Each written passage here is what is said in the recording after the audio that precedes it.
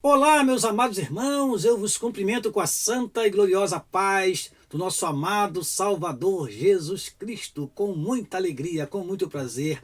Chegamos à última lição do segundo trimestre de 2022. Neste, nós estudamos sobre os valores do reino de Deus, a relevância do Sermão do Monte para a Igreja de Cristo. E nesta última lição, estudaremos sobre a verdadeira identidade do cristão.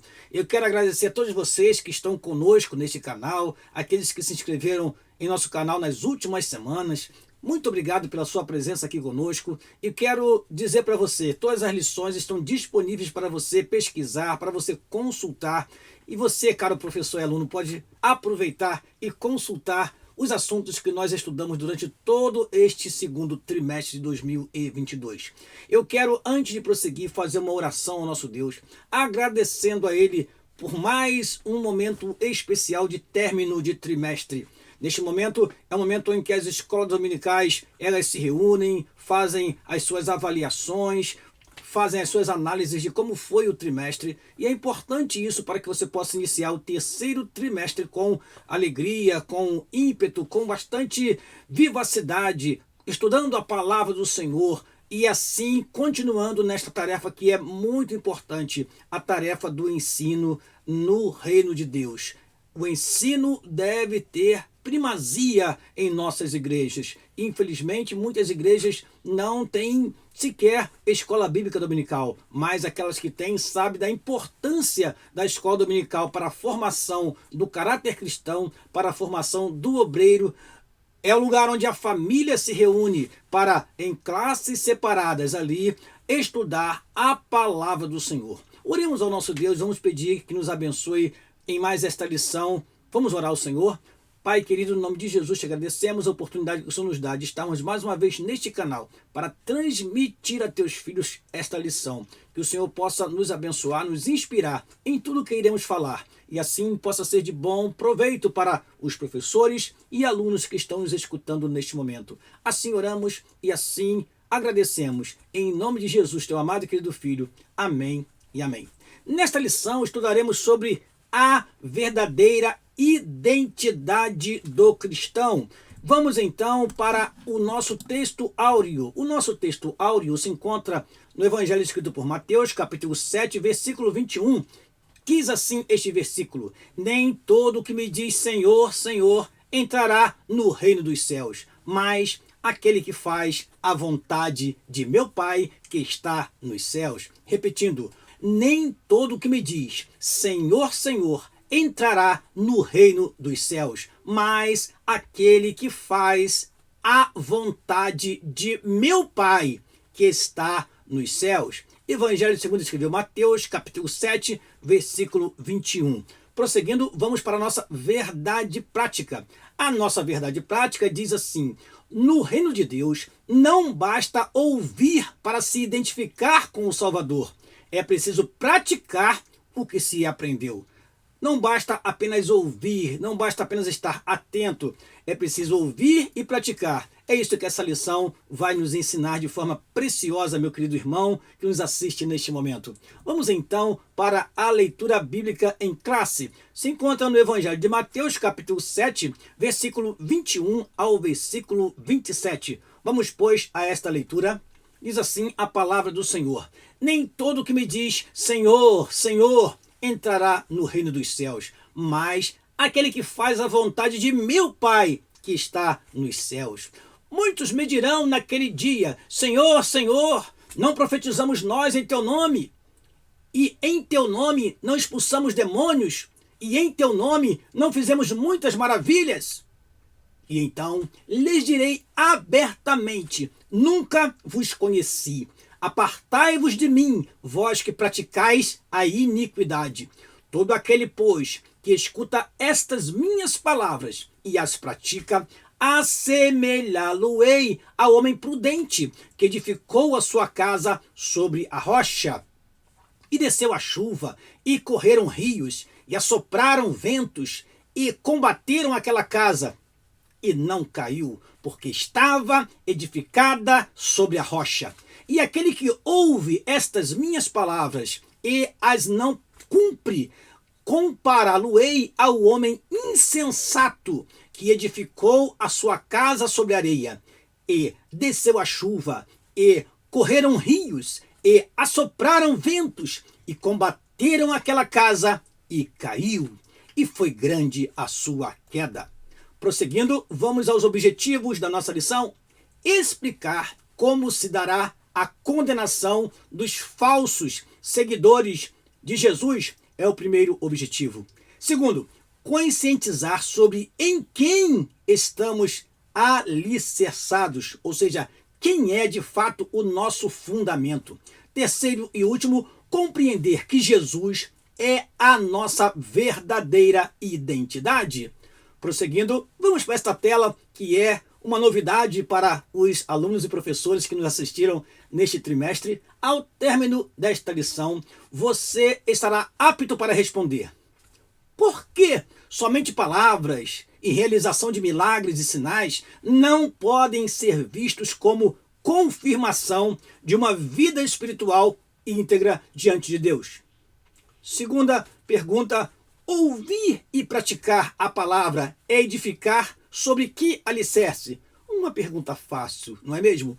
Porém, uma pergunta que serve para abrir o diálogo entre você, caro professor, e seus alunos. E a última pergunta sugestiva: o que de fato nos identifica com o nosso Senhor Jesus Cristo? Vamos então, durante a lição, perceber de forma muito prática e objetiva a resposta a estas perguntas. Prosseguindo, vamos à nossa introdução. Chegamos à última lição a respeito do Sermão do Monte. Em sua mensagem conclusiva, nosso Senhor mostra aos discípulos que eles devem fazer a diferença no mundo. Nesta lição, veremos que essa diferença não pode ser só de palavras, mas principalmente no modo de viver. É preciso ouvir e praticar o que Jesus ensinou. Nisto consiste a verdadeira identidade dos discípulos de Jesus. Se o caro professor e aluno estiver atento a todas as lições que nós estudamos, vai perceber que não é somente nesta lição que nós vemos o estabelecimento dessa diferença entre aqueles que servem a Deus e aqueles que não servem. Você deve se lembrar que Jesus disse: vós sois o sal da terra, vós sois a luz do mundo. Você deve se lembrar que Jesus Cristo disse para eles: olha, vocês devem fazer diferente dos outros. Vocês não devem orar como os gentios. Vocês não devem orar como os fariseus.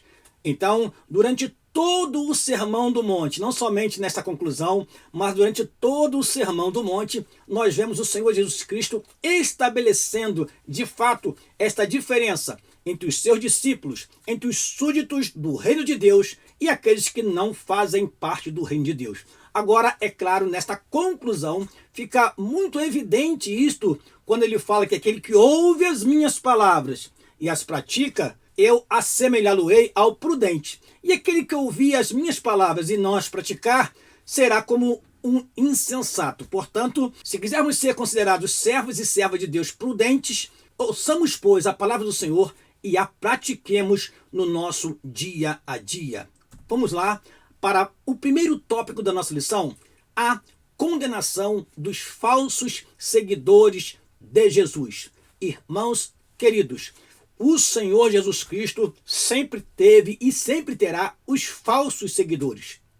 Aqueles que acompanham a multidão, aqueles que estão entre os servos fiéis, aqueles que são um joio no meio do trigo e que de fato em alguns momentos, como diz a palavra do Senhor, não pode ser tirado, mas eles são identificados de várias maneiras neste sermão. E agora nós veremos duas formas de nós identificarmos os falsos ensinadores no Sermão do Monte, na conclusão deste sermão. Vamos lá.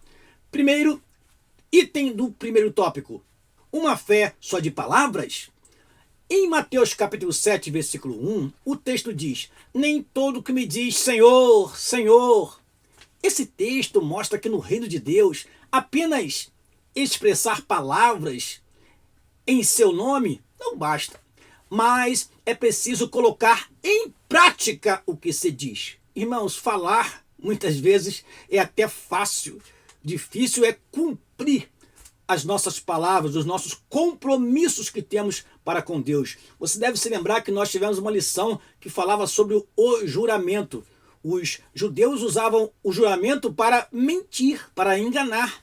E o Senhor Jesus Cristo disse: não jureis, vocês não precisam jurar. O que vocês falarem deve ser sim, sim e não, não. E o que passar disso é de procedência maligna. Então, a fala ou pronunciar palavras apenas não basta. Vamos ver o que diz a nossa lição? Por isso, o apóstolo Paulo escreve que o reino de Deus não consiste somente em palavras, mas principalmente em virtude, ou seja, em qualidade moral, em qualidade de vida espiritual. Na verdade, Deus não se impressiona com as suas palavras, mas Ele está olhando para o seu coração. E por isso o Senhor Jesus Cristo, durante o seu sermão, falou tanto do coração e das coisas que emanam de dentro do homem, porque estas determinam realmente quem o homem é e que destino ele está dando para a sua alma. Prosseguindo, é claro que o Senhor Jesus não rejeita a confissão verbal e sincera, quando esta resulta de um coração transformado. Sim, a fé cristã também é confissão. Entretanto, para que essa confissão seja autenticamente cristã, tem de ser genuína e sincera, provada pelas verdadeiras ações submetidas ao senhorio do nosso Salvador. Vamos ao segundo item do primeiro tópico. Os milagres não transformam o caráter. O versículo 23 do capítulo 7 revela a justificativa dos impenitentes a respeito dos milagres que fizeram em nome de Jesus. Infelizmente, meus amados irmãos, muitos pensam que realizar grandes milagres ou desenvolver grandes ministérios em nome de Cristo é uma prova de fazer a vontade de Deus. Nosso Senhor, quando do seu ministério terreno, nunca se impressionou com as lisonjas humanas.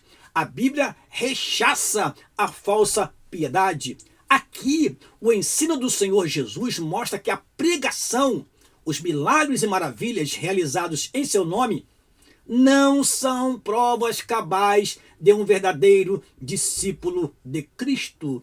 Nosso Senhor mostra que haverá condenação para os falsos seguidores de Jesus, pois eles serão desmascarados e não entrarão no reino de Deus. Queridos irmãos, tomemos cuidado com o movimento que acontece em muitas igrejas pregando e divulgando apenas os milagres, apenas os sinais. Jesus, ele disse que os sinais seguirão os que crerem, e não os que crerem seguirão os sinais. Os sinais vão acontecendo à medida que vamos pregando o evangelho, e Deus vai fazendo milagres para confirmar a sua obra através de nós. Siga o Senhor Jesus Cristo e no momento certo o milagre acontece em nossa vida de acordo com a sua soberana vontade. Sejamos, pois, cuidadosos quanto aos movimentos que dão ênfase apenas em milagres e maravilhas, mas não cuidam do desenvolvimento do caráter cristão. Portanto, vigiemos, irmãos amados, e não vamos nos curvar a essa tendência moderna. Não, vamos manter a doutrina, o ensino, a pregação. A ordem de Jesus Cristo foi: ide por todo mundo, pregai o evangelho a toda criatura. E é isso que devemos fazer. Vamos ao terceiro item do primeiro tópico: fazendo a vontade do Pai. O verdadeiro discípulo de Cristo é o que vive em total obediência a Deus. Fazendo o quê? Fazendo a sua vontade. Veja, meus amados irmãos, que no Sermão do Monte, quando nós vemos a oração dominical, que alguns chamam de oração também do Pai Nosso, nós temos lá: seja feita a tua vontade, assim na terra como é feita nos céus. Então, o que o discípulo de Cristo deve fazer? Cumprir e obedecer a vontade de Deus na sua vida. Mas aquele que faz a vontade do meu Pai que está no céu, diz o capítulo 7, versículo 21, esse sim Esse tem valor no reino de Deus. O que faz a vontade de Deus, o que é submisso à vontade do Deus Todo-Poderoso. Aqui o nosso comentarista fala que do grego telema, a palavra vontade significa determinação, escolha ativa ou passiva, inclinação, desejo, prazer. Ou seja, fazer a vontade do Pai é obedecer com determinação aos seus preceitos. O quê? Obedecer a sua palavra sem, irmão, restrições. Compreender que a palavra de Deus é a verdade. E, como verdade, nós temos que nos submeter a ela e obedecê-la e cumpri-la. Assim age o verdadeiro discípulo do Senhor Jesus Cristo. Jesus é o nosso grande modelo de fazer a vontade de Deus. Ele fez isso em tudo, sempre obediente. Essa é também uma condição que Deus nos exige para entrar no seu reino. Nesse sentido, todos quantos querem fazer a vontade de Deus procuram fazer o quê? Fugir do pecado. Veja que Jesus fala assim: apartai-vos de mim, vós que praticais a iniquidade. Ou seja, pessoas que dizem ser servos de Deus, que dizem ser discípulos de Cristo, mas ainda vive no pecado, ainda pratica o pecado, ainda pratica iniquidade. Este não obedece a Deus, este não tem lugar no reino dos céus. Por isso devemos orar a Deus assim: seja feita a tua vontade. É a vontade do Pai que o Espírito Santo produza o verdadeiro caráter de Cristo em nós. Portanto, oremos como o salmista. Qual foi a oração do salmista no Salmo 143, versículo 10? Ensina-me a fazer a tua vontade, pois tu és o meu Deus. Guia-me o teu bom espírito por terreno plano. Que cada um de nós, no final deste trimestre, possa fazer esta oração: Senhor, eu quero ser um súdito do reino. Senhor, eu quero ser um verdadeiro discípulo de Cristo. Senhor, eu quero ter uma verdadeira identidade cristã. E como fazer isso?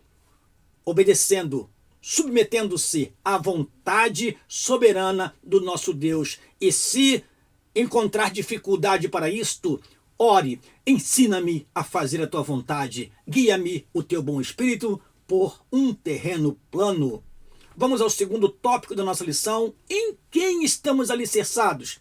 Ora, meus amados irmãos, existem muitas pessoas que estão por aí vivendo com base na vida de outro, vivendo com base na vida do seu líder, vivendo com base na vida daquela irmã de oração. E se aquela irmã de oração tropeçar e cair, aquela pessoa cai também. E se aquele líder religioso também tropeçar e cair, ele tropeça e cai também. Porém, nós precisamos estar firmados na rocha eterna. Precisamos estar firmados na rocha inabalável. A nossa vida deve estar firmada no Senhor Jesus Cristo. E aqui nós vamos ver que o alicerce é importante, porque sobre ele nós edificamos. E olha, meu querido irmão, não adianta fazer uma bela edificação se o alicerce estiver fraco. Então, não podemos basear em coisas fracas como a areia, não. Mas precisamos nos basear em rocha. E basear-se na rocha é ouvir e praticar a palavra do Senhor. É isso que nós vamos aprender nesta lição. O alicerce começa pelo ouvir. É o primeiro item do segundo tópico. Para ser um verdadeiro discípulo de Cristo é preciso ouvir a sua palavra. Suas palavras são eternas, espírito e vida. Por meio delas, o interior do ser humano é transformado verdadeiramente. Atente para a expressão que diz assim: minhas palavras são as palavras do Senhor Jesus. No grego, a palavra é logos, mas no texto ela se encontra no genitivo, ou seja, um modo da gramática grega cuja ideia central é de posse. O que significa isso? Não é qualquer palavra que devemos ouvir. Preste atenção nisso, meu amado irmão. Não é qualquer palavra, não é qualquer profecia, não é qualquer ensinador, não é qualquer mestre que nós devemos ouvir. Não. Devemos ouvir as palavras de Jesus. O hino 505 tem uma mensagem muito bonita a respeito disso, que diz: as palavras do Senhor são palavras de vigor, me ensinam, me guiam, me trazem à luz. As palavras de Jesus, só elas nos conduzem à vida eterna. Quando alguns discípulos começaram a se afastar do Senhor Jesus Cristo por causa do seu discurso, Jesus disse para os seus discípulos: quereis vós também ir após eles? Mas Pedro levantou-se e disse: Senhor, para quem iremos nós? Tu tens as palavras da vida eterna. Só Jesus Cristo tem a palavra da vida eterna. Prosseguindo, essa palavra é poderosa, é o Logos conforme a linguagem de João. Jesus Cristo é a essencial palavra de Deus, a sabedoria perfeita unida ao Pai. Lá em Apocalipse capítulo 19 diz: e o nome pelo qual se chama é Palavra de Deus. Em João capítulo 1, versículo 1 diz: no princípio estava o Logos, a palavra, e o Logos estava com Deus, a palavra, Jesus, e o Logos era Deus, Jesus, Deus, eternamente, porque ele é a palavra viva de Deus. Assim, os que querem construir a sua casa espiritual precisam começar a ouvir o que o grande engenheiro da eternidade disse. Ele é o alicerce de nossa edificação espiritual. Inabalável rocha é o Senhor Jesus Cristo. Então, ouvir as suas palavras é estar firmado em um alicerce sólido. É estar firmado em um alicerce que jamais se abalará. Segundo item do segundo tópico, a importância do bom alicerce. Ora, quando se ergue um edifício com os alicerces mal estruturados, a ruína é certa. De início, todo investimento pesado deve ser nas bases. Por isso, pedagogicamente, ao concluir o Sermão do Monte, Jesus toma as figuras dos dois construtores e dois alicerces. Um prudente, que edifica na rocha, e outro insensato, que edifica na areia. As duas palavras gregas, ambas substantivos femininos que aparecem no texto, é Petra e Amnos. Petra significa penhasco ou cordilheira de pedra, rocha projetada, solo rochoso, grande pedra. Traz o aspecto metafórico de firmeza, fortaleza. Já Amnos significa areia, terra arenosa, areia movediça, que metaforicamente quer dizer fraco, sem estabilidade. Logo, quem constrói seus alicerces sobre a rocha está firme, estabelecido, estabilizado. Mas quem constrói sobre a areia está fragilizado, instável. Quem edifica na rocha está firmado para suportar os reveses da vida, ainda que os ventos enfurecidos soprem, vindo de todas as direções, nada abalará a fé. Meus amados e queridos irmãos, é importantíssimo termos raízes e termos fundamentos e termos bases. Certamente virão os ventos, certamente virão os momentos difíceis, e nós, para suportarmos, devemos estar firmados na rocha. E o que significa estar firmado na rocha? É ouvir e praticar a palavra do Senhor Jesus Cristo. Prosseguindo, todavia, para a casa edificada na areia, que expressa indecisão, dúvida, negação, a queda, meus queridos irmãos, é certa. Sigamos o conselho de Paulo. Veja, cada um como edifica sobre ele, sobre o fundamento. Então, além de termos cuidado com o alicerce, nós ainda devemos ter cuidado em como edificamos. Eu, estudando certa vez esse texto, analisei sobre o que acontece entre o ouvir e o praticar. E eu quero dizer para você que entre ouvir e praticar, existem alguns passos importantes. Eu não trouxe na tela, mas você vai guardar e vai anotar. Pegue a sua canetinha, que eu sei que você tem a canetinha na mão, acompanhando a nossa aula. Primeira coisa, ao ouvir a palavra, nós precisamos crer na palavra. Ao ouvir a palavra, nós precisamos entender a palavra. Ao ouvir a palavra, nós precisamos aceitar a palavra. Ao ouvir a palavra, nós precisamos receber a palavra. Ao ouvir a palavra, nós também passamos a amar a palavra e depois a guardar a palavra. Só assim nós teremos condições de praticar a palavra. Então, entre o ouvir e o praticar, eu, como estudioso da Bíblia, vejo que nós precisamos crer, entender, aceitar, receber, amar e guardar a palavra. Somente guardando a palavra no meu coração, com muito zelo, com muito carinho, eu terei condições de praticar a palavra, porque ela está bem guardada no meu coração, como diz o salmista no Salmo 119. Então, escondi a palavra do meu coração para eu o quê? Não pecar contra ti. Só irei praticar a palavra se eu crer, entender, aceitar, receber, amar e guardar a palavra no meu coração. Terceiro item do segundo tópico, a relevância do praticar. Ao que ouve e pratica, o Senhor Jesus o chamou de construtor prudente. Meu querido irmão, aqui prudente significa inteligente, sábio. Pois a pessoa prudente não fundamentou a sua vida nos efêmeros postulados humanos, mas na grande rocha eterna, o Senhor Jesus.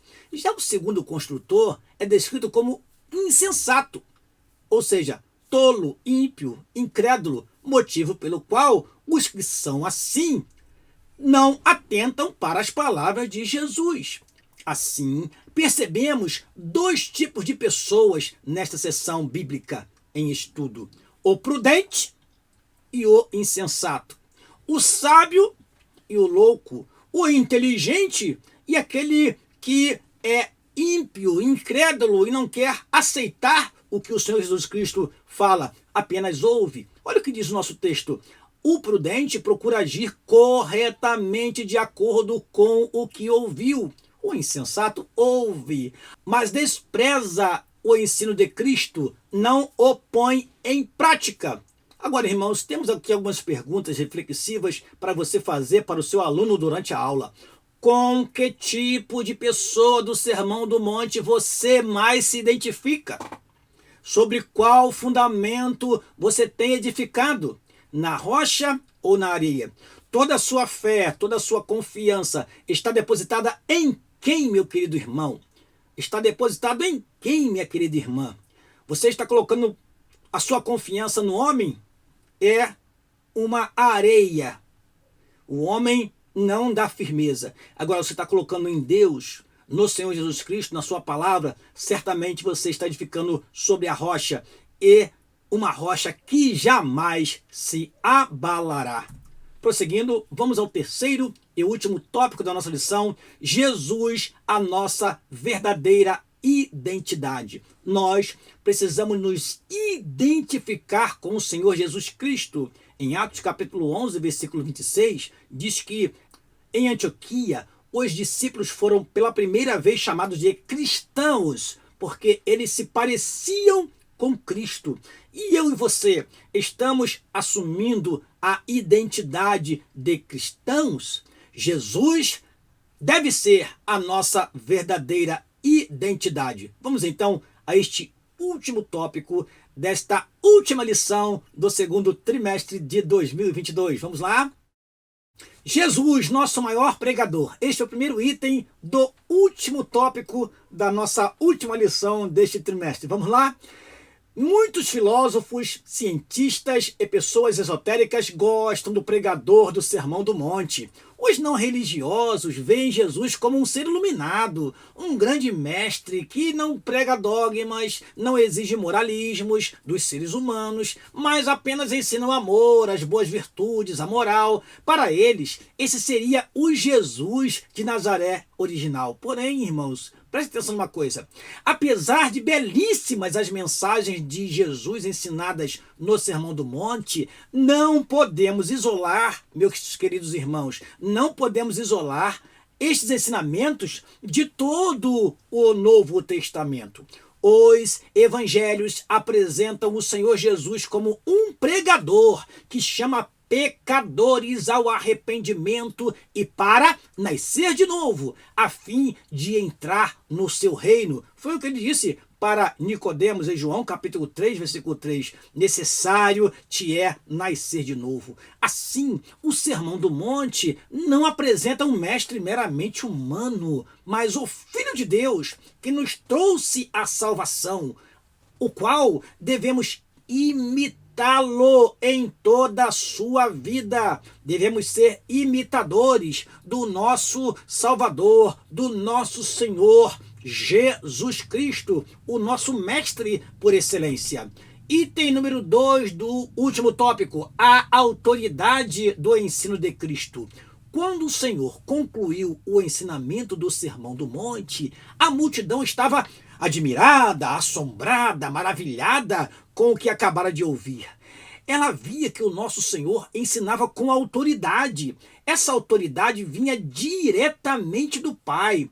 Após ressuscitar, o Senhor disse: toda autoridade me foi dada. Eu acho interessante esta parte do Sermão do Monte, porque eles ouviram um discurso diferente de todos os discursos que eles ouviam dos escribas e dos fariseus. E a diferença onde estava, pastor Daniel? Estava na autoridade. Jesus não pregava como quem não conhecesse a matéria. Jesus não pregava como alguém que foi ensinado para poder transmitir de forma mecânica. Não, ele tinha autoridade, ele tinha poder e autoridade para ensinar, porque ele também dava o exemplo. É o que está escrito lá em Atos, capítulo 1, versículo 1, que diz que Jesus começou não somente a fazer, mas a ensinar. Ali diz que Jesus, ele fazia e ensinava, e isso dá autoridade ao ensinador. Todo ensinador, assim como eu e você que estamos hoje trabalhando na escola dominical, se nós praticarmos, se nós fizermos e depois ensinarmos, nós faremos isso com mais autoridade. Jesus, portanto, tinha autoridade porque ele não somente ensinava, mas ele praticava o que ele ensinava. Isso fazia grande diferença, por exemplo, entre Jesus e os fariseus, que pelo Sermão do Monte, você deve se lembrar, que eles falavam, mas não faziam o que falavam. Lá em Mateus capítulo 23, nós vemos Jesus condenando a hipocrisia dos fariseus. Porém, Jesus não se comportou desta maneira. Jesus dava o exemplo, e o exemplo, meus queridos irmãos, resulta em autoridade naquilo que ensinamos. Isso deixa claro que o ensino de Jesus não é humano, mas divino e poderoso.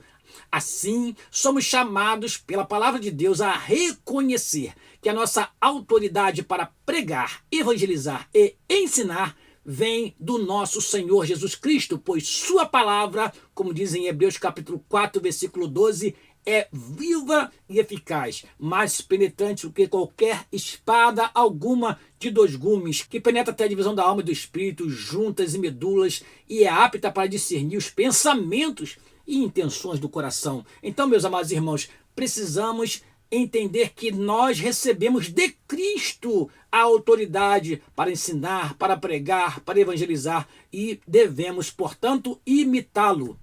Prosseguindo, terceiro item do terceiro tópico da nossa lição, Jesus como nossa identidade. Numa perspectiva a respeito da doutrina das últimas coisas, o apóstolo João disse que quando o Senhor Jesus se manifestar, o veremos e seremos semelhantes a ele. Entretanto, para chegarmos lá, é preciso andar como filhos de Deus agora, meus queridos irmãos, desenvolvendo as beatitudes ensinadas por Jesus, sendo sal da terra e luz do mundo, priorizando a justiça de Deus, vivendo o amor de Cristo, orando, jejuando, ofertando de maneira sincera, ou seja, observar tudo que o Senhor Jesus Cristo ensinou no Sermão do Monte. Aqui o comentarista colocou de forma bem resumida todo este ensinamento precioso que temos no Sermão do Monte.